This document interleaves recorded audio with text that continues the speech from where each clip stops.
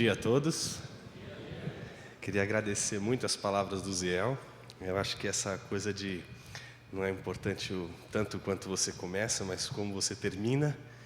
E eu acho que é interessante quando a gente encontra no caminho, não dizendo que o Ziel já está terminando, obviamente, porque não está partindo dessa aqui para outra, mas quando a gente encontra pessoas como o Ziel e outros tantos que não têm se curvado diante de algumas exigências, tanto de dentro, para usar a metáfora do Marquinhos, né, de dentro da caixa como de fora da caixa, e tem permanecido fiel ao Evangelho. Então isso serve para a gente de grande ânimo. Então, quando a caminhada assim fica muito dura, a gente lembra de gente que está bem lá na frente, e a gente se anima a galgar novos passos e respira fundo, toma Coca-Cola, né, Zé?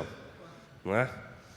Para poder terminar a maratona. Apesar de não ser maratonista, obviamente, né? Ele estava falando da descrição do treino dele agora há pouco, né? Começando ali pela Avenida Brasil, não sei o quê. Só de ouvir ele falar, eu já me cansei. Então, eu não falei, não. Maratona é outra história. Eu queria falar um pouquinho nessa manhã sobre desenvolvendo uma mente cristã, as diferentes formas de pensar. Eu acho que a gente precisa romper um pouco com essa ideia de que ou você é crente ou você é uma pessoa culta. Não dá para ser as duas coisas. Ou você pensa ou você crê. Não dá para crer e pensar ao mesmo tempo. Eu acho que essa maneira da gente encarar a discussão e trabalhar a relação que envolve a nossa reflexão e a nossa fé precisa ser mais conciliadora. Ela precisa caminhar num ambiente conciliador. E por que isso? Porque essa é uma convocação, em primeiro lugar, bíblica. É uma convocação da palavra de Deus. Eu não vou separar o que Deus uniu. Deus nos fez seres capazes de crer e seres capazes de pensar. Eu não posso dizer, enquanto eu penso, eu sou uma coisa, enquanto eu creio, eu sou outra bem diferente. É a mesma pessoa. A pessoa que crê é a mesma pessoa, a pessoa que pensa. A gente não pode dividir isso. E a melhor maneira da gente encarar a realidade da nossa circunstância, que envolve tanto um passo de fé como um passo de reflexão na vida, é exatamente entender aquilo que vem antes do crer e aquilo que vem antes do pensar. Você nunca leu a Bíblia do zero. A primeira vez que você leu a Bíblia, você já estava com a cabeça formada. A primeira vez que você leu as Escrituras e começou a ler e ouvir e entender o que ela estava dizendo, você leu, ouviu o que ela estava dizendo, já, vamos dizer assim, condicionado por um universo de pensamentos, ideias, cultura, que determinam, condicionam essa tua primeira leitura das Escrituras, porque você não faz uma leitura só, você faz várias leituras das Escrituras, e não só das Escrituras, mas também do mundo ao longo da vida. A primeira leitura que você faz da tua realidade, ela não é uma leitura que é feita sem construtos, sem elementos que lhe foram entregues e que você assimilou sem absolutamente nenhuma restrição. Pelo contrário, você simplesmente recebeu várias informações. E é no momento em que você começa a refletir, não só sobre o mundo, mas sobre a sua fé, que você começa a repensar toda a vida, toda a realidade que você está vivendo e todo o texto que você já leu. Então não tem como a gente acreditar que a gente poderia ler o mundo ou ouvir o Espírito, para fazer uma menção a John Stott, né? Ler a Bíblia e ler a nossa realidade, sem antes a gente ter em mente que a gente lê a realidade, lê a Bíblia, já com pressupostos, com um mundo, uma visão de mundo construída e que é por meio dela que a gente vai ver e enxergar o mundo à nossa volta. Ou seja, quando a gente fala de mente cristã, para a gente entender a mente cristã como qualquer outro tipo de mente, a gente fala de uma coisa chamada cosmovisão.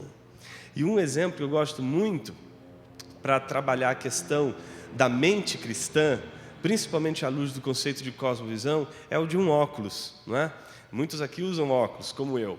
E o que é mais importante não é o óculos. Óbvio que o que você quer é ver as coisas. As coisas são mais importantes.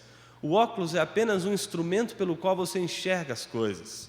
E se você está enxergando muito o seu óculos não é muito bom. Certo? Porque o que vai fazer do seu óculos um óculos bom é você não perceber que existe uma lente entre você e o mundo. Uma cosmovisão não se percebe. A mente cristã não se percebe. A mentalidade cristã é aquilo pelo que você enxerga o mundo que você não percebe. Assim como a mentalidade cristã não se percebe a mentalidade existencialista, a mentalidade nihilista, a mentalidade ateísta ou qualquer outro tipo de mentalidade ou sistema de interpretação do mundo. São como lentes que a gente não percebe, mas é aquilo pelo qual a gente enxerga o mundo. Entretanto, como saber que nós temos essas lentes e como descrever essas lentes que são imperceptíveis? Exatamente quando a gente fala do mundo, não é? É interessante isso. Quando você fala do mundo, se eu te perguntar assim, qual é o sentido da vida, eu vou conseguir, a partir da tua descrição da vida, descrever a tua visão de mundo.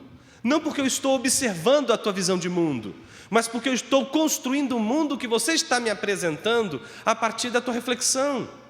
Então isso é muito interessante, não só para a gente ter um autoconhecimento, saber quem nós somos, mas para a gente poder evangelizar com um coração sensível. Somos muito brutos. A gente não sabe evangelizar, sabe por quê? A gente não sabe ouvir pessoas. A gente não sabe ouvir opiniões contrárias. A gente não sabe ouvir o contraponto. A gente quer evangelizar porque a gente tem uma coisa muito maravilhosa. Realmente o evangelho é fantástico. Mas a gente não para pensar que o evangelho ele tem uma mentalidade, ele tem uma visão de mundo. E que uma visão de mundo pode estar em conflito com outra visão de mundo. E que se uma outra visão de mundo vai ouvir o evangelho, essa visão de mundo provavelmente vai entrar em conflito. Porque ela vai entrar em conflito com uma outra visão de mundo que é a visão de mundo do evangelho. E a gente simplesmente esquece esses conflitos. E a gente começa a falar com as pessoas como se elas não tivessem lentes, como se elas não tivessem mentalidade, como se elas não tivessem uma mente, uma visão de mundo. E é tão interessante porque, às vezes, o que falta a gente é essa sensibilidade de, em primeiro lugar, ouvir e tentar descobrir com que cosmovisão eu estou discutindo. Onde está o conflito? Está com a pessoa ou está com uma visão de mundo? Contra quem a gente luta? Contra o que a gente está lutando? Existe uma batalha. E essa batalha é pela nossa mente. Todos os discursos, inclusive o que você vai ouvir hoje aqui, o que você ouviu e o que você ouvirá, todos eles batalham por sua mente. Todas as pregações que você ouve na igreja batalham pela sua mente. Todos os discursos de um político, qualquer que seja, vai batalhar pela sua mente. Os discursos de um professor universitário, despretensiosos, falando, por exemplo, sobre moléculas, parece que vão ser discursos que falarão apenas sobre moléculas, mas no fundo, terminarão em discursos que batalharão pela sua mente, pela conquista da sua mente. E é interessante, porque esse é o nosso conflito. Deus nos colocou no mundo onde nossas visões de mundo elas estão desbaratinadas, elas estão todas elas condenadas a essa pluralidade, essa diversidade. E é no meio dessa pluralidade, dessa diversidade de visões de mundo, que Deus vai dar a visão de mundo do Evangelho, do Reino de Deus. Eu queria falar um pouco sobre isso nessa manhã. Eu queria começar com Deixa eu ver se eu vou conseguir pilotar isso aqui. Aí. Com um conceito que é, obviamente, esse que eu estou trabalhando com vocês em primeiro lugar, que é o conceito de cosmovisão. Tem um livrinho aí, obviamente, desse que faz parte da lista dos livros que você não pode passar dessa vida para outra sem ler, porque senão quem vai sofrer nesta vida é você. Chama-se Dando Nome ao Elefante. Apesar do título ser meio esquisito, o livro é muito bom, porque trabalha sobre cosmovisão e é um texto trabalhado por um dos especialistas mais requisitados no que diz a pesquisa, respeito à pesquisa da cosmovisão. Ele diz o seguinte: uma cosmovisão é um compromisso, uma orientação fundamental do coração, que pode ser expresso como uma narrativa, um conjunto de pressuposições. Vamos devagar. Cosmovisão, em primeiro lugar, é um compromisso do coração. Então, quando você evangeliza alguém, quando você conversa com alguém, você não simplesmente coloca as suas ideias. Você entra em conflito em alguns momentos, principalmente se a pessoa com quem você vai conversar não tem a mesma mentalidade que a sua, uma mentalidade cristã, ela vai entrar em choque, tá certo? Porque o Evangelho, ele vai ter sempre um elemento que vai colocar em xeque todas as visões de mundo. E é exatamente aquele elemento que vai caracterizar o Evangelho, a singularidade do Evangelho. Não é? É aquilo que o Ricardo Agreste vai dizer. Não é? Ele diz o seguinte, uma coisa muito interessante: nosso trabalho na evangelização deve ser um trabalho de remover do nosso discurso tudo aquilo que não é o Evangelho. E se uma pessoa rejeitar o nosso discurso, que seja tão somente pelo Evangelho e por nada mais que não seja o Evangelho. É interessante porque existe então no Evangelho um elemento que é o machado na raiz, que é aquele elemento em que de fato vai conflitar, não é com algumas visões de mundo, são com todas elas.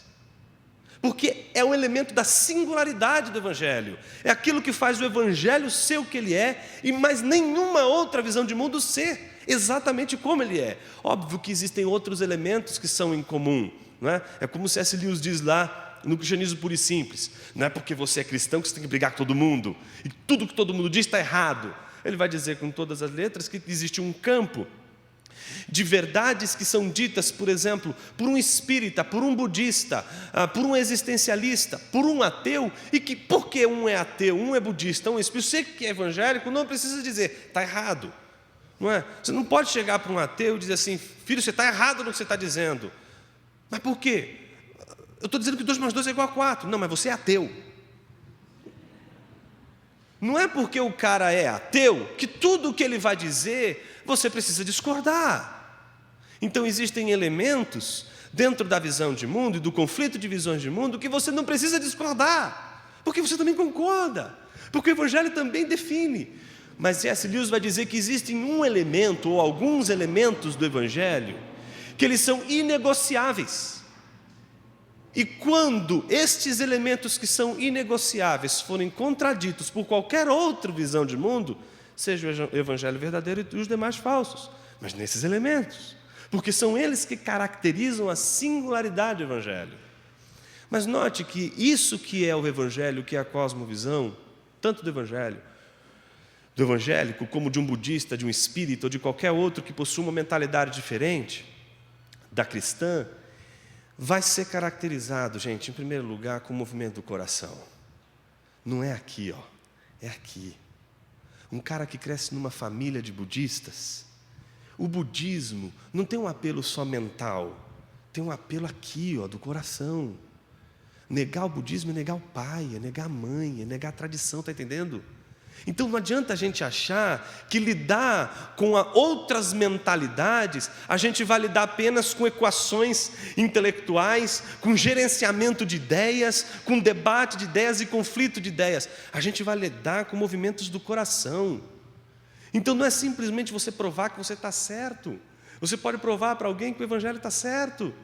Mas mesmo assim, existe um movimento do coração que caracteriza sempre a nossa determinação por uma visão de mundo. Note, eu quero fazer um parêntese aqui, principalmente para quem cresce na igreja.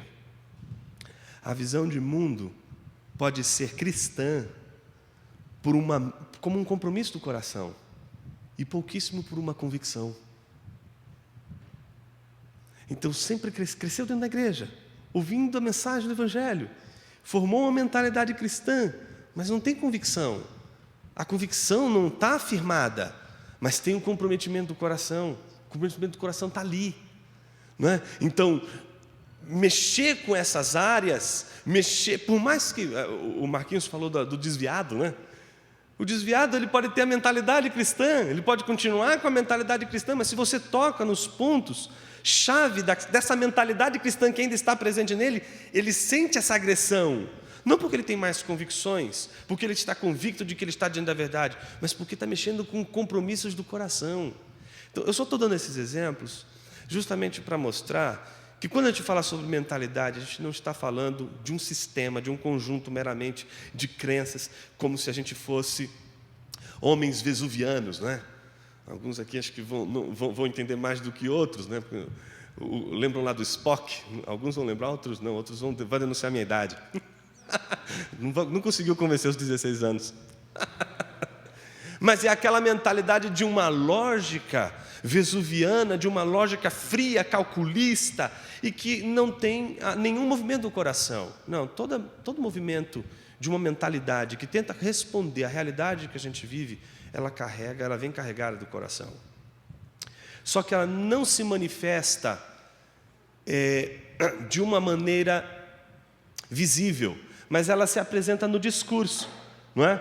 Que pode ser expresso numa narrativa, num conjunto de pressuposições. Olha, elas podem ser verdadeiras, parcialmente verdadeiras ou inteiramente falsas, não importa. Uma cosmovisão não depende de ela ser verdadeira ou não. Pessoas formam cosmovisões e cosmovisões são formadas independente de elas serem verdadeiras ou não. Então, não importa se uma cosmovisão é verdadeira ou não, ela sempre vai instanciar a relação de alguém com o mundo, a relação de alguém com tudo que está à sua volta.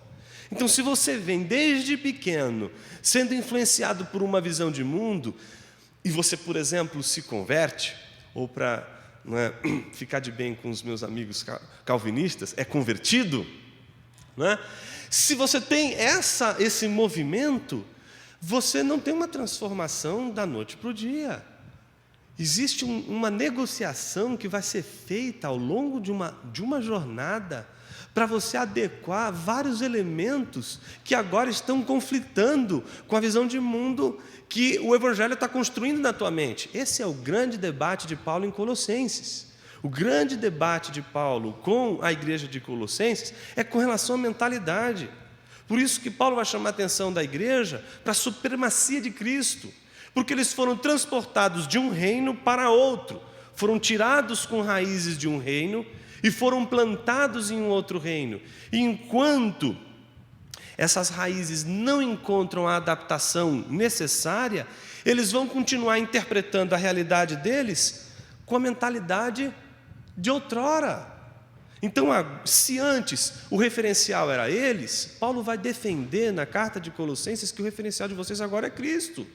Então, por isso, a dimensão ética de Colossenses, que é do capítulo 3 em diante, quando Paulo vai trabalhar a relação entre pai, filho, esposa, esposo, senhor e servo, toda ela vai ser mediada pela Cristo-referência. Cristo vai ser a referência. Então, olha só, vocês mudaram, mas vocês ainda mantêm aquela mentalidade, isso precisa mudar. Por isso Paulo vai solidificar no capítulo 1, do versículo 14 até o final do 2, a soberania, a supremacia de Cristo como o elemento-chave para determinar a mentalidade dos colossenses. Só que essa mudança, Paulo mesmo foi sensível aos colossenses para perceber que ela não acontece do dia para a noite.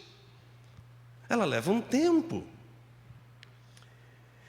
Necessariamente, se ela é falsa, se ela é verdadeira ou falsa ou parcialmente verdadeira, isso não importa. O que importa é que ela faz a mediação. Nós sustentamos, conscientes ou inconscientes, né? Você pode ser consciente de sua cosmovisão, ou você pode simplesmente não ser consciente de sua cosmovisão.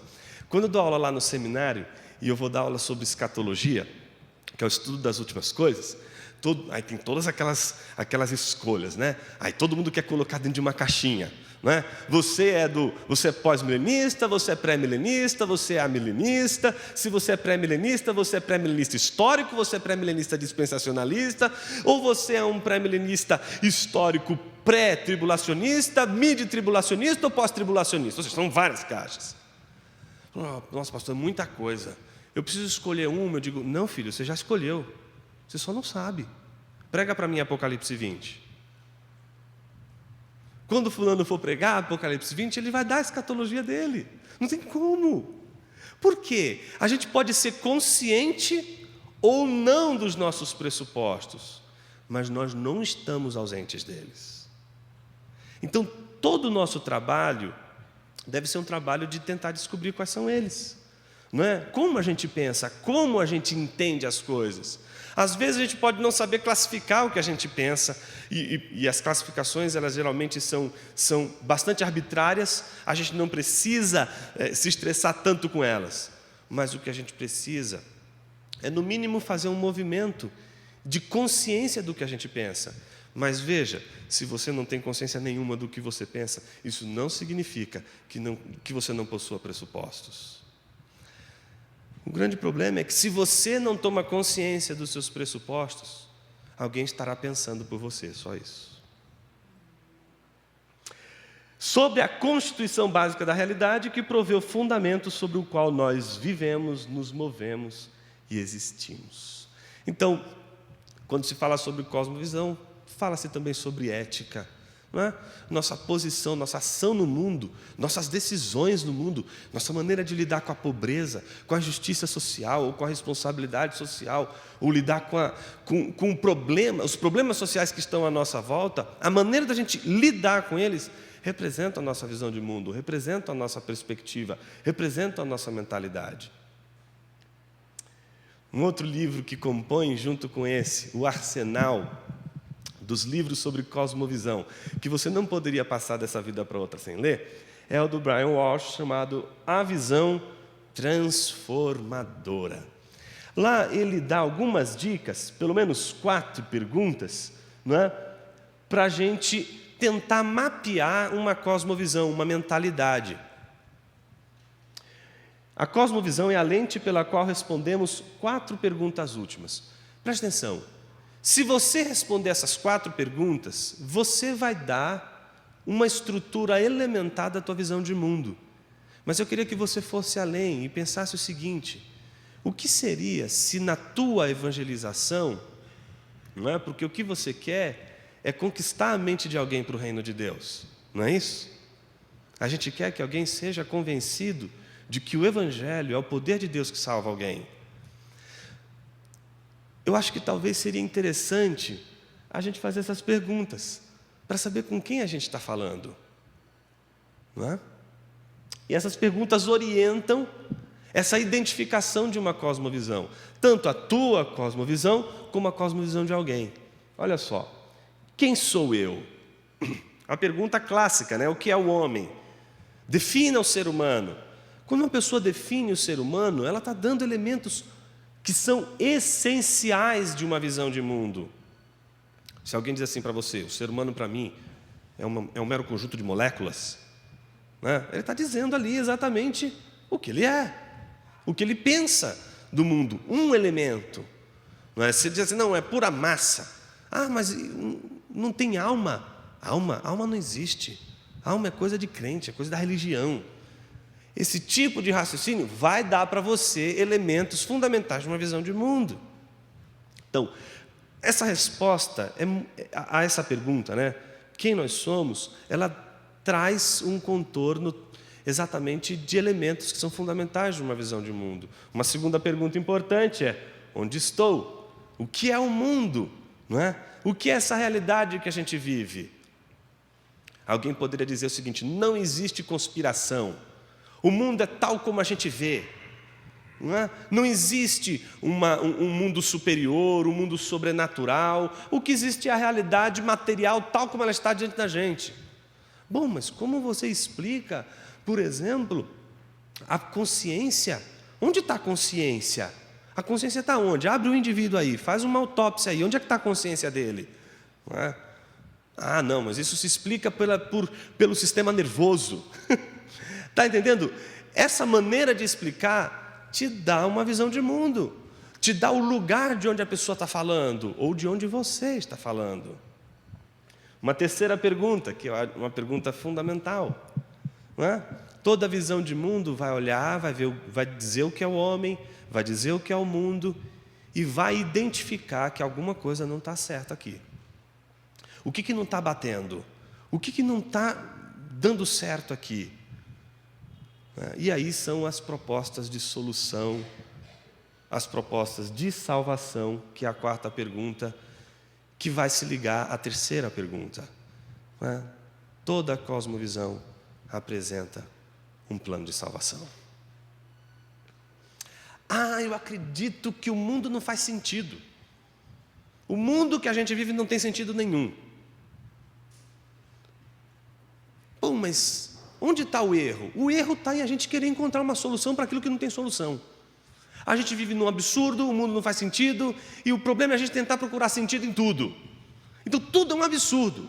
Então, essa é uma solução para o problema do absurdo. Então, qual que é a solução que o niilista que defende essa posição vai dizer para você? Vai dizer o seguinte: olha, aceite que a vida é um absurdo, aceite que a vida não faz nenhum sentido, e tente encontrar um sentido em qualquer coisa, mesmo sabendo que isso não faz o menor sentido. Mas entenda que é isso que faz sentido para ele. No fundo, todo mundo quer buscar um sentido para a vida. Mesmo quando o sujeito diz assim, a vida não faz nenhum sentido, para ele, isso é a única coisa que faz sentido. Está entendendo o conflito que ele vive? Não é só dele, não é só ele que vive esse conflito. Você também procura isso. Eu te faço uma pergunta: por que você trabalha tanto? O que faz você, por exemplo, fazer escolhas do tipo: vou determinar que meu tempo seja tomado por essa agenda, eu sei que isso vai sacrificar filhos, vai sacrificar esposa, mas lá na frente eu vou ter um resultado bom. O que faz a gente fazer isso? A gente acreditar que alguma coisa vai salvar a gente lá na frente. Dinheiro, sucesso. A lista dos ídolos podem ser muitas aqui. Mas existe uma solução que se dá. Existe um jeito de viver que é fruto exatamente dessa pergunta: onde está o sentido da vida? Onde está a solução para o mundo que a gente vive? Em especial, a mentalidade cristã oferece uma solução para isso. E eu queria, nesses instantes que a gente tem e tempo que a gente tem, pontuar aquilo que seria, no contexto da mentalidade cristã, a chave para determinar a nossa mentalidade. E eu acredito muito nessa ideia do Walsh. Ele diz o seguinte: as Escrituras relatam o drama dos atos poderosos de Deus na história, conduzindo ao seu maior ato, a encarnação de Cristo, por meio da qual Ele reverte a queda, golpeia o pecado e assim restaura e redime sua criação caída. Esse parágrafo resume a mentalidade cristã. Porque ele nos dá o mundo que a gente vive, ele descreve o que é o mundo que a gente vive. Um mundo caído, obviamente um mundo que foi criado bom por Deus, mas que, por causa da queda, como disse C.S. Lewis, guarda em si o que era para ser, porém não é. Mas, através do ato dramático da encarnação, ou seja, lembra que uma cosmovisão ela pode ser expressa tanto por pressupostos, não é? Você pega lá um cientista, ele vai ter uma visão de mundo. Pega lá o Stephen Hawking, lá numa breve história do tempo, você pensa assim, ele vai falar sobre o tempo, ele vai falar sobre um monte de coisas, sobre o sentido da vida, sobre a origem do universo, e vai dar a opinião dele sobre Deus. Você pega lá toda a estrutura, você vai conseguir construir, a partir dos pressupostos dele, uma visão de mundo. E ele não constrói uma narrativa, é pelos pressupostos que ele dá a visão de mundo dele. Mas o Evangelho nos é dado numa narrativa que é a narrativa do Evangelho, do drama de Deus, como o Walsh está chamando. A dramática de Deus, que tem como o cerne a encarnação de Cristo Jesus. Então é interessante a gente se perguntar por que o Verbo encarnado? Por que era necessário Jesus encarnar? Essa doutrina, ela é tão importante para a mentalidade cristã, porque ela não somente responde às perguntas importantes como quem nós somos, onde nós estamos, o que está errado, mas ela nos dá exatamente a resposta que mais uma cosmovisão defende, que é a solução para o erro, ou para o problema, ou para a tensão, ou para o conflito no mundo. Não é? E o centro desse drama que é o Evangelho, o Walsh chama de encarnação de Cristo. Para reforçar essa ideia, tem um livro do Tolkien, eu não vou dizer nada mais. Mas enfim, um livro do Tolkien, inclusive no original, o C.S. Lewis é que faz um prefácio para ele. Ele tem um artigo que ele fala exatamente sobre contos de fada. E interessante que ele mostra que o Evangelho é quase como se fosse um conto de fada. E aí quando alguém olha assim, conto de fada é mito, é mentira, não é real. Nota o que ele vai dizer com isso. Ele entende que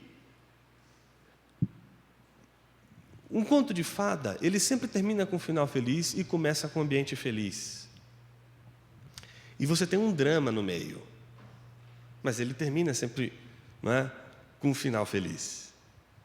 Ele entende que o Evangelho, ele tem a tendência de interpretar o drama de Deus com um final feliz. Ou seja, o Evangelho não tem tendência para a tragédia.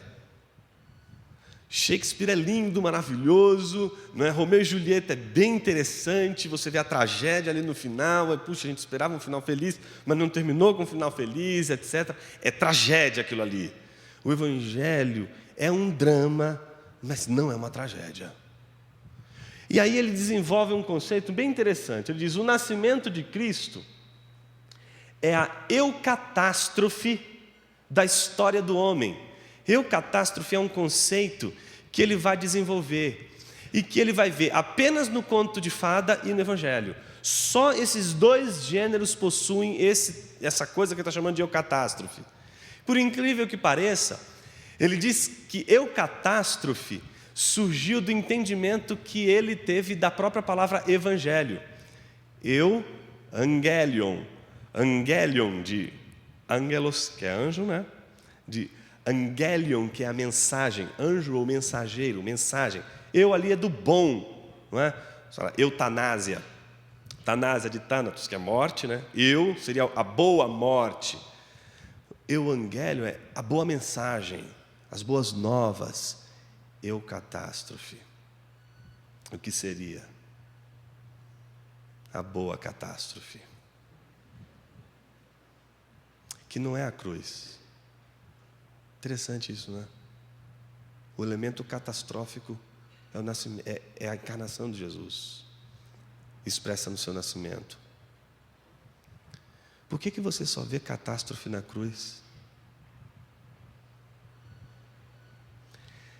Para a gente entender a dramaticidade do Evangelho, seria fundamental a gente entender o drama da encarnação.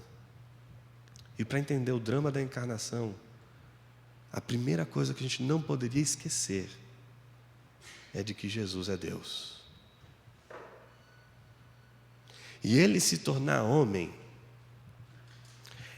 a encarnação é em si dramática. É uma tensão no drama de Deus. A ressurreição, olha aí, é a eucatástrofe da história da encarnação. Mas como assim? É uma boa catástrofe. Você já parou para pensar que depois que Deus, que é Jesus que é Deus, assumiu a nossa forma e se tornou homem, isso foi para toda a eternidade? De que Jesus não deixou de ser homem agora, é só Deus? De que Ele está à destra de Deus como homem, como Deus homem, e de que a humanidade de Cristo é por toda a eternidade, e de que toda a tua relação com Jesus, por toda a eternidade, será sempre a relação com um Deus encarnado, de que a decisão da encarnação é uma decisão que determina para toda a eternidade o ser de Jesus, obviamente como Deus, mas obviamente como homem. Isso é interessante, porque Jesus, quando ressuscita, é interessante porque Ele ressuscita, e a gente poderia simplesmente dizer assim, Ele ressuscitou transformado de novo como Deus. Não, uma vez que Ele encarnou, a condição, o condicionamento dele é ad infinitum. A gente só vai entender o drama de Deus nesses termos, se em primeiro lugar, a nossa confissão for uma confissão da divindade de Jesus. Qualquer cosmovisão construída a partir da Bíblia, como resultado, deve focalizar na encarnação de Cristo, sua vida, morte e ressurreição. Embora Jesus esteja no centro do plano redentor de Deus, o mesmo não o enviou de imediato à cena da queda. Em vez disso, o Deus da história preparou o mundo para a vinda do Messias. Podia ser uma coisa mais ou menos assim, né? Está ali acontecendo tudo o que está acontecendo, e aí Deus está assim, meu Deus, o homem vai pecar, o homem vai pecar. Pecou. Jesus, vem cá, resolve esse problema aqui. E põe Jesus logo na cena do Éden. Por que precisa esse tempo todo?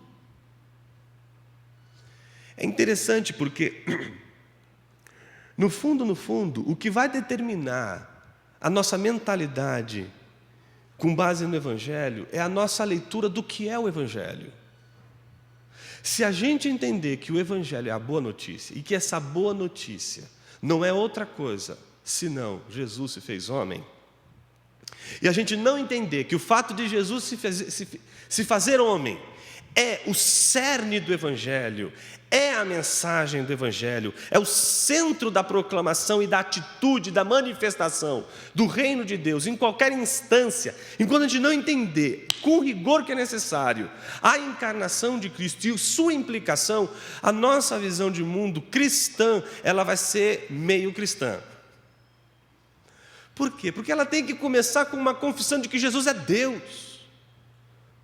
Ela não é a confissão de uma visão de mundo que se constrói a partir de um líder religioso que um dia teve uma ideia maravilhosa. Amai-vos uns aos outros, todo mundo fica bem com todo mundo, e se alguém te der um tapa na cara, você vira o outro lado. Esse Cristo, quem pregou para a gente foi Nietzsche. Se você crê nesse Cristo, você crê na pregação que o Nietzsche fez desse Cristo. Nietzsche dizia o seguinte, é uma outra mentalidade. Ele dizia o seguinte: o mundo de hoje se resume a duas grandes visões de mundo. São as duas mais importantes e as duas que merecem respeito de nós: a de Cristo e a minha. Eu sou o anticristo. Tá certo? Cristo diz assim: se alguém te faz um mal, mesmo que você seja mais forte que esse alguém, dê a sua outra face. No meu reino, as coisas funcionam diferente. No meu reino é o seguinte: se alguém te deu um soco na cara, você levanta uma metralhadora para ele. Porque no meu reino, o que funciona é o poder. É a disputa do poder, e a gente só vai crescer e avançar no desenvolvimento da nossa raça se a gente conseguir superar as nossas fraquezas e nossas limitações. É interessante quando a gente pensa, obviamente, a partir dessas simplificações, o que significa a mentalidade cristã. A mentalidade cristã não é uma mentalidade de um indivíduo que simplesmente acreditou no ideal de um filósofo, de um pensador, de um cara inspirador. O Evangelho ele lida com uma realidade, uma transformação da realidade, que por si só já seria garantida pela encarnação de Jesus. Só o fato de Jesus ter encarnado esse mundo já não seria mais o mesmo. E isso só faz sentido se a gente entender o que é a encarnação. Quando Jesus morreu na cruz, quem está morrendo ali na cruz não é um Tiradentes. Está entendendo? Um mártir. O que acontece ali na cruz é o topo do drama de Deus, que começa quando Ele assume a nossa forma com a encarnação.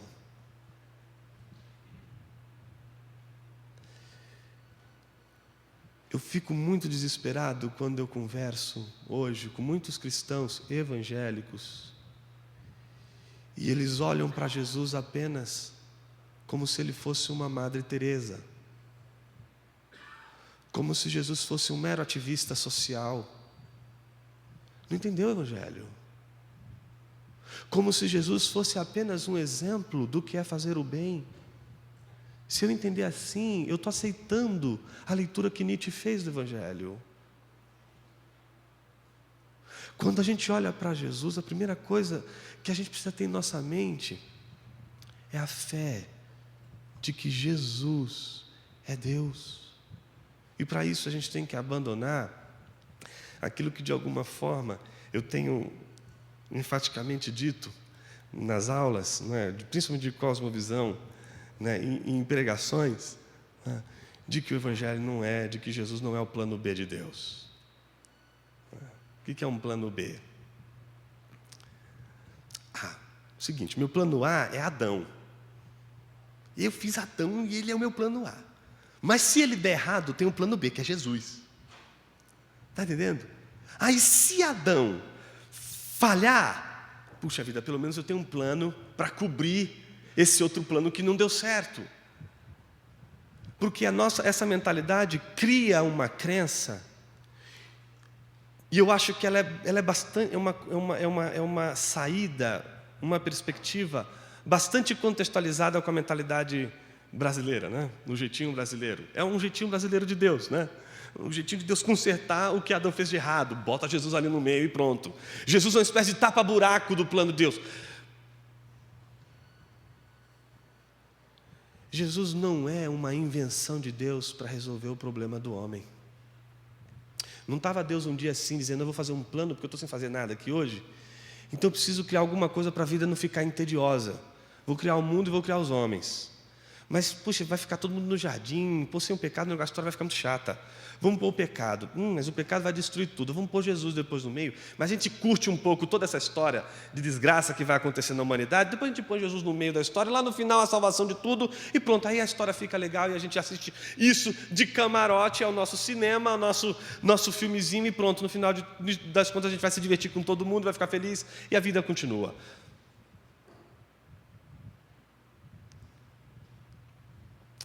A gente precisa elevar a radicalidade máxima do que o Evangelho diz, a confissão de que Jesus é Deus. Porque só entendendo que Jesus é Deus, a gente vai ter o temor necessário para a gente entender o quanto o Evangelho ele exige de nós muito mais do que a gente possa imaginar. De que o Evangelho não exige da gente outra coisa, senão a convicção de nosso coração de que não existe outra salvação senão aquela que Jesus nos deu. E a salvação de Jesus começa com a sua humilhação, com o fato de que Ele, sendo Deus, não julgou por usurpação ser igual a Deus, antes a si mesmo se esvaziou, assumindo a nossa forma. Jesus nos deu o exemplo da mentalidade cristã. Se você quer entender o Evangelho, o único caminho é o da encarnação. Termino aqui com o que seria um modelo de mentalidade cristã, baseado na cosmovisão cristã que tem como centro a encarnação, na evangelização. Para Deus comunicar os seus pensamentos ao homem, o que Ele fez? Encarnou. Qual foi a maneira dele encarnar? Participando do mundo, participando da realidade. Ele precisou participar do mundo que o homem vive, da realidade que o homem vive, do contexto que o homem vive. Se eu e você queremos proclamar o Evangelho, o nosso modelo tem que ser o da encarnação. A nossa mentalidade tem que ser determinada pela encarnação. E como que a encarnação nos exemplifica isso? Por meio da participação. Se um cristão não entende a encarnação com todas as implicações que ela tem, esse cristão obviamente vai achar que o fim último de suas ações é ficar numa igreja cantando e se protegendo do mundo. Se a gente entender o que a mentalidade cristã centrada na encarnação nos desafia, a gente vai entender que ela nos joga não só para dentro, mas como para fora. Ela não só nos insere no reino de Deus, mas como ela também nos coloca fora, em todos os contextos em que não há sal, em que não há luz. Não porque o sal e a luz sejam coisas maravilhosas. Você já parou para pensar que sal e luz são coisas comuns? E que Deus, quando olhou para aqueles discípulos no meio da multidão e disse para eles que eles são sal e luz, eles não estão dizendo, ele não está dizendo assim, olha, vocês são extraordinários. Mas o que ele está dizendo ali, que é ser sal e ser luz, é ser algo comum, muito comum, mas que não pode faltar. Não porque o sal e a luz precisam ser vistos ou saboreados. Ninguém fica aqui, né, na frente de um filme, né, com um pote de sal. Que delícia de filme. Não. Tá certo? Porque o sal é para tornar saboroso o alimento. Ou então, para impedir que um alimento se corrompa o máximo possível. Mas não é o sal que tem que ser mantido, é o alimento que tem que ser mantido. Não é o sal que tem que ser comido, é o alimento que tem que ser comido. Não é a luz a coisa mais importante, mas é o que se enxerga quando há luz. Por isso a luz não pode ficar embaixo, escondida. Então ela tem que aparecer, não porque a gente tem que ficar olhando para a luz, mas porque se a luz estiver no lugar certo, as coisas vão ser vistas de uma outra maneira. Então nossa tarefa enquanto a mentalidade cristã é entender exatamente nessas duas imagens o que é a encarnação. O que é a encarnação? Senão o Cristo sendo sal da terra e o Cristo sendo luz do mundo. O que é a igreja, seguindo a mentalidade de Cristo, senão a igreja sendo sal e luz do mundo? Não aquilo que de fato precisa ser visto, não aquilo que de fato precisa ser saboreado, mas aquilo pelo que as coisas são saboreadas, aquilo pelo que as coisas são vistas. A única diferença do sal que é você e o sal que é Jesus, a luz que é você e a luz que é Jesus, é de que você é sal derivado, você é luz derivada. Você não pode dizer, eu sou Deus, mas Jesus pode. Ele está numa outra instância, onde toda a luz da igreja e todo o sal da igreja tem a sua fonte. Se a nossa inspiração é Jesus, a nossa mente tem que ser controlada pelo cerne do Evangelho, que não é outra coisa senão a humilhação.